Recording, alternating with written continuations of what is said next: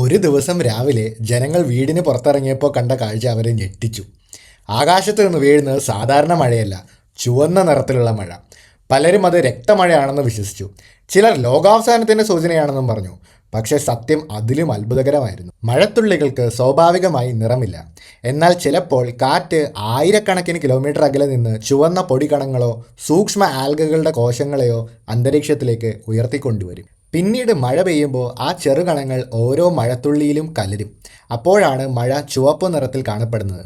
നോക്കുമ്പോൾ രക്തം പോലെ തോന്നും, പക്ഷേ അത് രക്തമല്ല. 2001 കേരളത്തിലെ ചില ഭാഗങ്ങളിൽ പെയ്ത ചുവന്ന മഴ ലോകമെമ്പാടുമുള്ള ശാസ്ത്രജ്ഞരുടെ ശ്രദ്ധ പിടിച്ചുപറ്റി. ആദ്യം പല വിചിത്ര സിദ്ധാന്തങ്ങളും ഉയർന്നു. പിന്നീട് നടത്തിയ പഠനങ്ങൾ മഴയുടെ നിറത്തിന് കാരണം സൂക്ഷ്മജീവികളുടെ കോശങ്ങളോ മറ്റോ ആയിരിക്കാമെന്ന് ശക്തമായ തെളിവുകൾ കണ്ടെത്തി.